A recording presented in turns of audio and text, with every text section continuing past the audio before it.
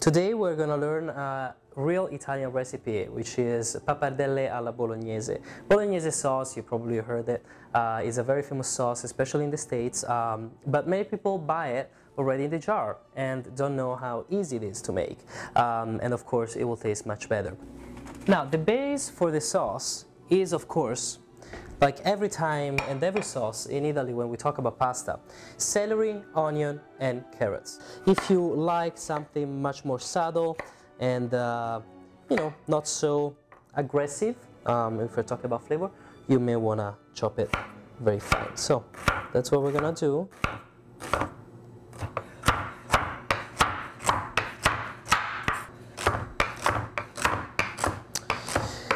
These three ingredients that you see here, again, are the base of any pasta sauce that we have in Italy. In Italy, we cook exclusively with olive oil, and 80% of the time it is extra virgin olive oil. So we're gonna add some of it. Don't be shy. Perfect. It's ready for the vegetables to be brown.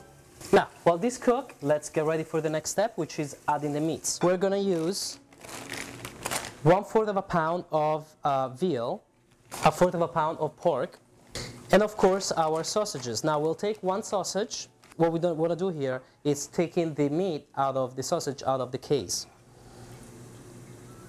So usually there is already a little, as you can see, a little hole there, so all you need to do is just squeeze it out. And then of course our ground beef. So our ground beef, we're gonna do 2/4 of a pound. All right, we have our meats here. Our vegetables are browning.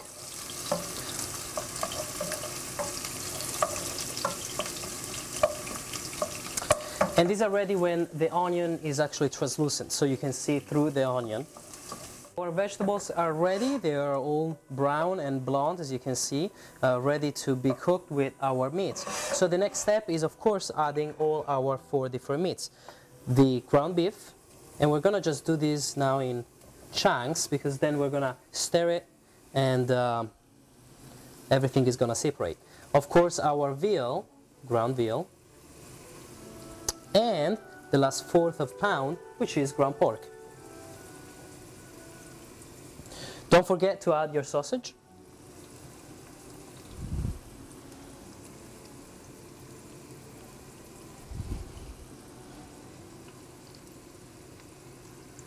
And we are ready to crank the heat up and brown the meat.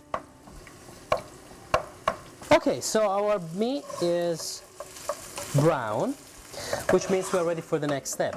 Now the next step will be to, of course, add some wine. I'm gonna just a cup of wine. Let it reduce for just a minute. What we're gonna do is, of course, add our tomatoes. So I like to do this, and I've seen my mom and my grandma doing it, just to take the whole San Marzano tomato, which you can see is the whole one, and just crush it by hand. And you need to be careful because, it just splashes everywhere sometimes. But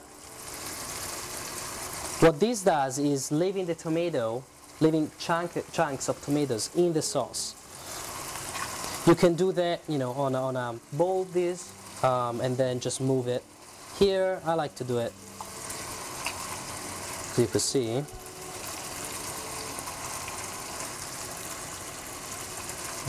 And we're gonna add our tomato sauce, just a bit, not too much, and a little scoop, a tablespoon, tea tablespoon of tomato paste.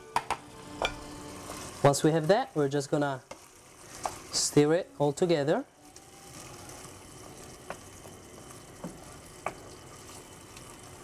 You wanna get these fresh, and you do wanna throw them in there as a whole. So what you do is just throw, 4 or 5 of these, and sage-wise, you can throw some leaves. There is. In In Italian, this is called bouquet. You can also add some bay leaves if you would like. For this type of preparation, I just like to add some rosemary and of course fresh sage. We're gonna add some tomato juice and tomato sauce if needed. If it reduces too much, you will just add some more. And you do this for 2.5 hours, 3 hours, or even more if you would like. And then the sauce is ready. As you can see, the sauce reduced, so there is almost, no liquid. It's very meat base, and you see our rosemary that we put when we started the sauce. So we're gonna take that out because it's not good to eat, of course, because you just have the stems. Pappardelle is the classic pasta that you find in Tuscany, and it is almost like fettuccine, as you can see. It's just much larger and wider. These had to cook between 5 and 7 minutes. We are just gonna leave it and take it out the water a little bit before because we wanna saute with the sauce. So we're just gonna get a new pan. That's what I like to do, and we are gonna add some sauce. Look how beautiful this looks.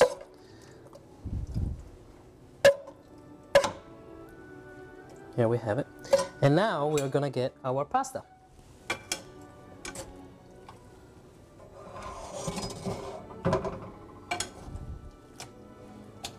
Now, it's good that the liquid the pasta was cooked in ends up in the final dish, because it gives a whole different flavor to it. And we're gonna saute that on the stove until our pasta is ready to be served. So we need some liquid, otherwise the sauce would be too thick. So I like to just take it out of the water like this and put it in here so that some liquid gets in it. If you decided to just pass it through the strain, then you may want to save some cooking liquids. So we're gonna turn this on.